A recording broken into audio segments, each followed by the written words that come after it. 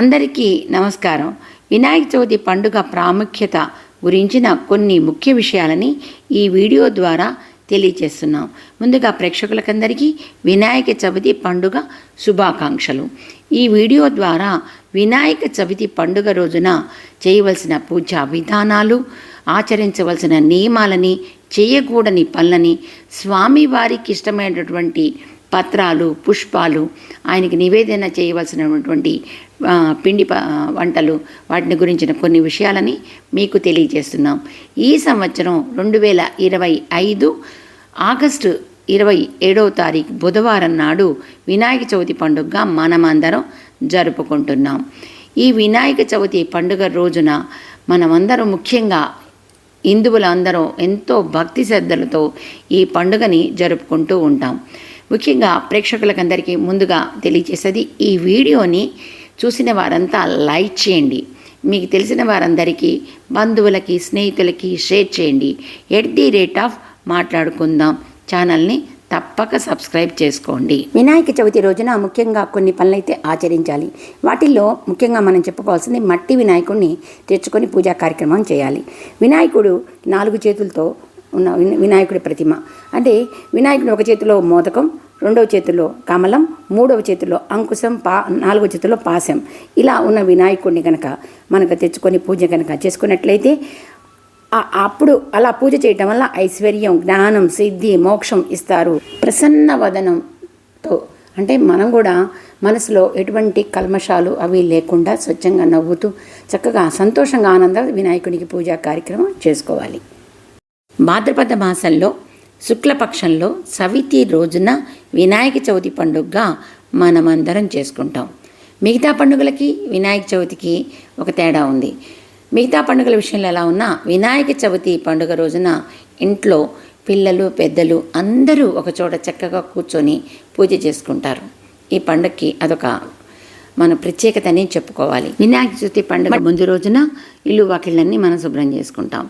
పొద్దున ఆ రోజున వినాయక చవితి పండుగ రోజున వేకుజామునే లేచి తలస్నానాది కార్యక్రమాలు, ఇంటిల్లిపాది చేసి పట్టు వస్త్రాలను ధరించి, ఇంటికి ఎక్కడైతే మనం ఇంట్లో తూర్పు వైపున ఈశాన్య భాగంలో వినాయకుడిని ప్రతిష్ఠించాలి అనుకున్నాము, పెట్టాలి అనుకున్నాము, ఆ స్థలంలో ముఖ్యంగా ఒక పీట వేసి, పసుపు రాసి, బొట్లు పెట్టి, అష్టదళ పద్మం వేసి, ఇంట్లో కనుక వెండి పళ్ళెం కనుక ఉన్నట్టయితే ఆ పళ్ళెంలో కొంచెం బియ్యం పోసి, మనం తెచ్చుకున్న మట్టి వినాయకుడిని తమలపాకు పై పెట్టి మనం పూజా కార్యక్రమం సిద్ధం చేసుకుంటాం.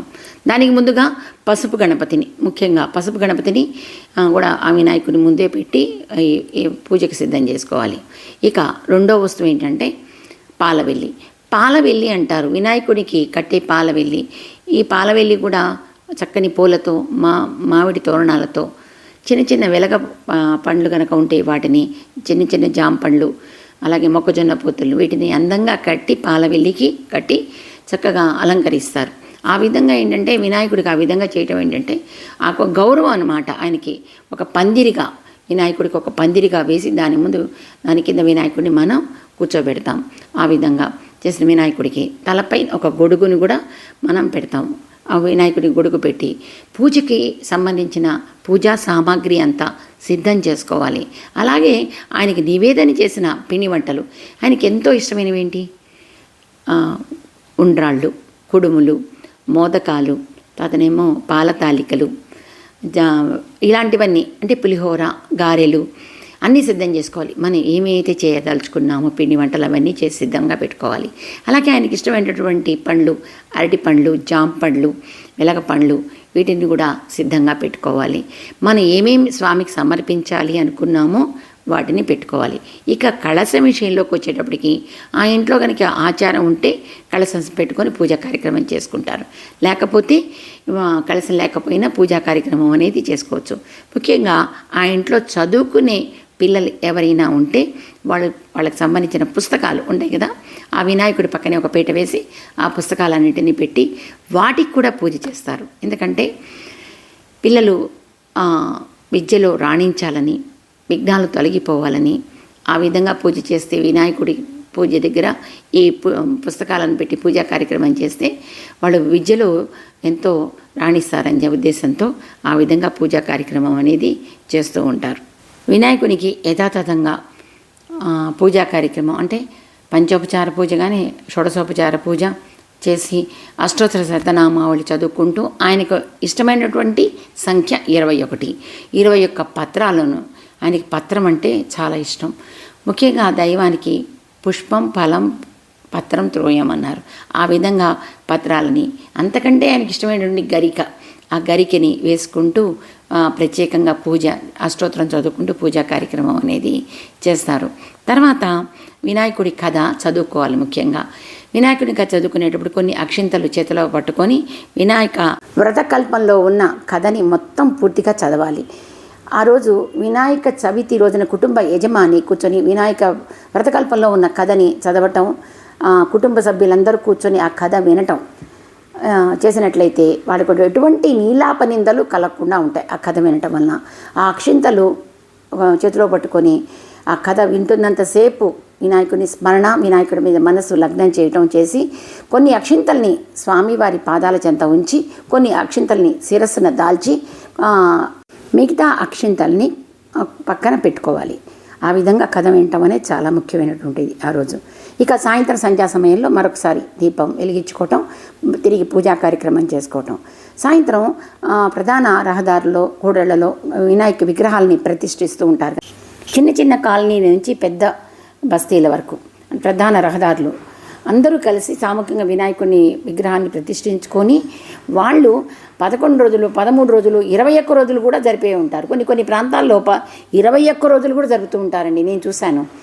అలాంటి వాళ్ళు ప్రతి సంవత్సరం అలా జరుపుకుంటున్నారు. కానీ ఈ సంవత్సరం అంటే 2025 ఈ సంవత్సరం సెప్టెంబర్ 7వ తారీఖున ఆదివారం రాత్రి 9:56 చంద్రగ్రహణం ఉంది.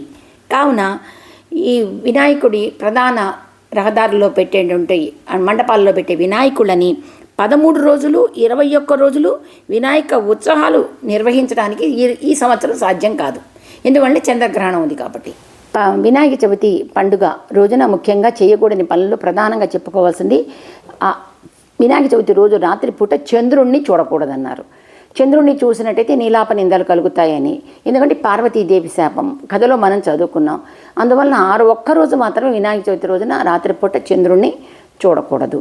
ఇక పూజ అనంతరం మరుసటి రోజున కూడా పునఃపూజ చేసుకోవడం. వినాయకుడికి పొద్దున పూట యథాతథంగా నివేదన, పాలు, పండ్లు వాటిని సమర్పించి ఆయన్ని నిమజ్జనం చేస్తారు. ఎవరిళ్లలో వాళ్ళైతే ఈ రోజుల్లో పట్టణ ప్రాంతాల్లో ఇక్కడ నదులు అలా ఉండవు కాబట్టి, చెరువులు ఉండవు కాబట్టి ఆ ఇంట్లోని ఒక బకెట్లోనో ఒక పెద్ద బేసిన్లోనో నీళ్లు పోసి దానిలో వినాయకుడిని దింపుతారు. అలాగే చెట్ల పొదల పాదుల్లో పోసి నీళ్లు పోసేస్తూ ఉంటారు. ఇది పట్టణ ప్రాంత ప్రజలు. అదే పల్లెటూరు వాళ్ళలో అక్కడ చెరువులు, నదులు ఉంటాయి కాబట్టి వాటిలో కలిపేసి నిమజ్జనం చేస్తుంటారు. దీనికి కూడా పురాణ గాథ ఉందండి. అసలు వినాయకుడిని ఎందుకు తర్వాత పూజాంతరం నిమజ్జనం చేయాలి అని అంటే, పార్వతీదేవి ఒడిలో ఒకరోజు వినాయకుడు కూర్చొని ఆడుకుంటూ ఉండడం చూసిన గంగమ్మ తల్లి దానికి ఒక చక్కని ఆలోచన వస్తుంది. ఏంటి? ఎందుకంటే వినాయకుడు పార్వతీదేవితో ఆడుతున్నాడు, అదేవిధంగా నాతో కూడా వినాయకుడి ఆడడం, వినాయకుని యొక్క ముద్దు ముచ్చట్లు తను పొందాలని, తన ఒడిలో కూడా వినాయకుడు కూర్చోవాలని ఆమెకు చిన్న కోరిక కలగటం. దాంతో ఆమె వినాయకుడిని ప్రాధేయపడగా అప్పుడు వినాయకుడు, అమ్మా నేను కూడా నీ ఒడిలోకి చేరుకుంటాను, నీతో కూడా ముద్దు ముచ్చట్లు ఆటలు ఆడతాను ఆ తల్లికి మాటిస్తాడు. ఆ తల్లికి మాట ఇచ్చినందుకు నెరవేర్చడం కోసం అని చెప్పి వినాయకుడు ఇన్ని రోజులు మంటపాల్లో కానీ ఇళ్లలో కానీ విగ్రహాలను పెట్టి పూజా కార్యక్రమం అయిన తర్వాత ఎవరైతే గంగమ్మ అంటే నీటిలోకి తన్ని చేరుస్తారో వారి సమస్తమైన కోరికల్ని నెరవేరుస్తానని చెప్పి మనందరికీ చెప్పడం. ఆ విధంగా గంగమ్మ ఒడిలోకి వినాయకుడు చేరుకుంటాడు. ఆ విధంగా చేరి గంగమ్మ తల్లితో తను ముద్దు ముచ్చట్లు ఆటలు పాటలు అని అందుకుంటుంది గంగమ్మ తల్లి. ఆ విధంగా ఆవిడకు మాటిచ్చాడు కాబట్టి ఆమె ఒడిలోకి చేరుకుంటాడు వినాయకుడు. ఇవి చూసారా, వినాయకుడిని గురించి మనం తెలుసుకోవాల్సిన కొన్ని ముఖ్య విషయాలను కూడా ఇప్పుడు మనం తెలుసుకుందాం. వినాయకుని విగ్రహం ఇంట్లో కనుక ప్రతిష్ఠించేటైతే వినాయకుడి తొండం ఎడమ వైపుకు చూస్తున్నట్టుగా ఉండాలి, మంటపాల్లో అయితే కుడి వైపుకు చూస్తున్నట్టుగా ఉండాలి. అలా కనుక చేసినట్టయితే మనకి అష్టైశ్వర్యాలు, ఆయురారోగ్యశ్వర్యాలు లభిస్తాయి.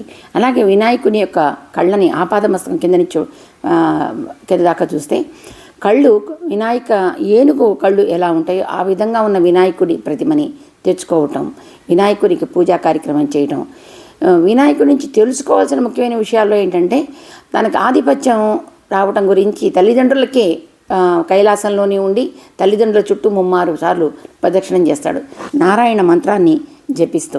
ఆ విధంగా తల్లిదండ్రుల మీద అపారమైనటువంటి భక్తితో ఆ విధంగా ఆయనకున్నటువంటి భక్తిని కూడా మనం తెలుసుకోవాల్సినటువంటి విషయాల్లో ఒకటి.